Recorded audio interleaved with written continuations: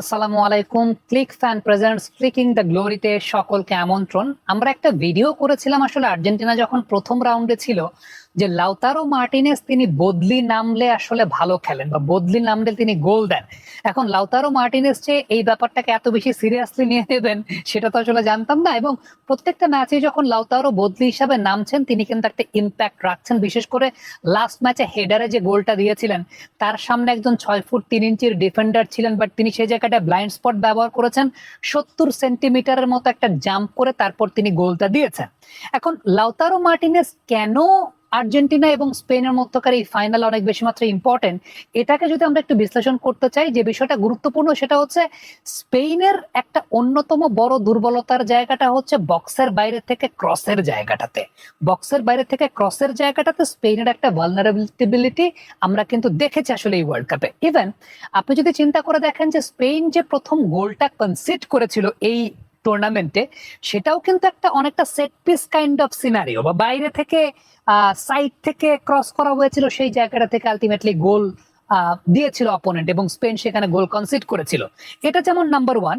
Number two, পর্তুগালের সঙ্গে ম্যাচে একটা সিনারিও যদি আপনি কল্পনা করে দেখেন, যে ওই সিনারিওটাতে ডান দিক থেকে কিন্তু ধরেন একটা ক্রস যখন করা হচ্ছে, কুকুরেয়া সে জায়গাটায় ছিলেন, তিনি আটকাতে পারেন নাই ওই প্লেয়ারটাকে পর্তুগালের, দেন ক্রস করা হয়েছে, বাট আনফরচুনেটলি সেই ক্রসটা ফিনিশিংটা আসলে হয় নাই।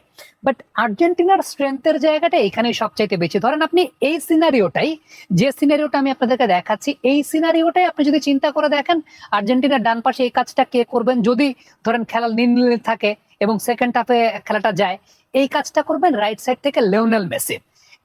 এই কাজটা রাইট সাইড থেকে যখন লিওনেল মেসি করবেন, প্রথম কথা হচ্ছে আর্জেন্টিনার নিয়ার পোস্টে সেই জায়গায় ম্যান অকুপাইড থাকবে, আর্জেন্টিনার ফার পোস্টে লাউতারো মার্টিনেজ থাকবেন, তিনি ব্লাইন্ড জোনটাকে ব্যবহার করবেন। So Lautaro Martinez is going to be very vital. আপনি যদি স্পেনের খেলাটাকে ডিকোড করতে চান বা স্পেনের খেলাটাকে ডিকোড করেন, তাহলে সেকেন্ড হাফে আর্জেন্টিনা যদি ফার্স্ট হাফে গোল বের করতে না পারে, বা যদি ধরেন পারলো, সেকেন্ড হাফে লাউতারো মার্টিনেজ যখন নামবেন, এটা তিনি গোল দেন কিংবা যেই গোল দেখ না কেন, ডান পাশের এই ক্রসিং সিকোয়েন্স থেকে এই জায়গায় কিন্তু আর্জেন্টিনার গোল স্কোর করার পসিবিলিটি বাড়বে। সেটা লাউতারো মার্টিনেজ তিনি থাকলে যে বিষয়টা ঘটে সেটা হচ্ছে শান্তি। ক্লিক ফ্যান, প্রশান্তির হাওয়া ছড়িয়ে যাবে সবখানে। তার জন্য কিন্তু গার্ডের সংখ্যাটা আসলে ওই জায়গাটা বেড়ে যায়। সো একটা বিষয় তো উল্লেখযোগ্য, সেটা হচ্ছে ম্যাকঅ্যালিস্টার বলি কিংবা সেন্টার ব্যাক পজিশনের যেই থাকুক না কেন, তারা তো ওই জায়গাটাতে যাবে। আবার আমরা এর আগে একটা ম্যাচে দেখেছিলাম যে আর্জেন্টিনা কিন্তু লম্বা প্লেয়ারদেরকে ব্যবহার করেছে, 4 জন ফরওয়ার্ড নিয়ে তারা একটা ম্যাচে লাস্টের দিকে খেলেছিল।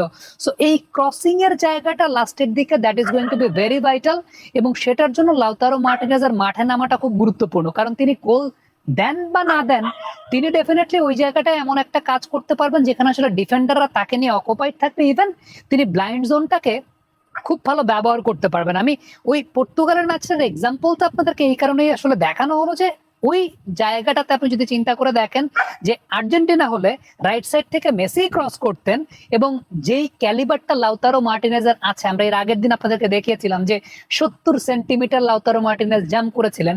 সো এই জায়গাটা তার জন্য কিন্তু আসলে চান্সটা অনেক বেশি মাত্রায় ক্রিয়েট হবে, এবং সেটা তিনি করতে পারবেন বলে মনে হয়। দর্শক, থ্যাংক ইউ সো মাচ এই ভিডিওটা এতক্ষণ দেখার জন্য।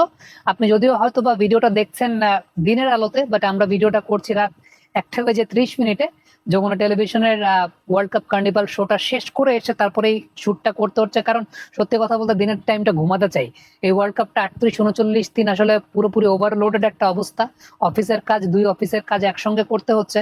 সবকিছু মিলিয়ে আপনারা দোয়া করেছেন দেখে আমার কাছে মনে হয় যে এখন পর্যন্ত আপনাদের সামনে দাঁড়িয়ে আছি, কারণ দিন শেষে আপনাদের দোয়া ছাড়া আসলে এই ওয়ার্ল্ড কাপটা কাভার দেয়া পসিবল ছিল না। কারণ 2 অফিসের যে প্রেশার, 2 অফিসের যে কমার্শিয়াল ইম্প্যাক্টের জায়গা, ডেফিনেটলি কাজ করতে তো মানে আমারও কষ্ট হয়। অনেকে হয়তো বা চিন্তা করতে পারেন যে এত এত ভিডিও আসছে, ডেফিনেটলি এটা প্রাতিষ্ঠানিক ডিমান্ড, প্রতিষ্ঠানের চাহিদা। যমুনা টেলিভিশন বলি, অনফিল্ড বলি, সে প্রতিষ্ঠানের চাহিদা অনুযায়ী আমাকে কাজ করতে, যেহেতু আই এম দ্য এমপ্লয়ি, এবং আমার কাছে মনে হয় যে সেই কাজটা যতটুকু এনজয় করেছি, হেকটিক সময়ও গেছে, কিন্তু দিন শেষে আপনারা যখন সাপোর্ট করেছেন, সব মনে হয় যে ওই হেকটিক জায়গাটা থাকাটা মনে হয় অনেকাংশে দূর হয়েছে। অসংখ্য ধন্যবাদ আমাদের সঙ্গে থাকার জন্য। আমার জন্য পার্সোনালি দোয়া করবেন। Thank you.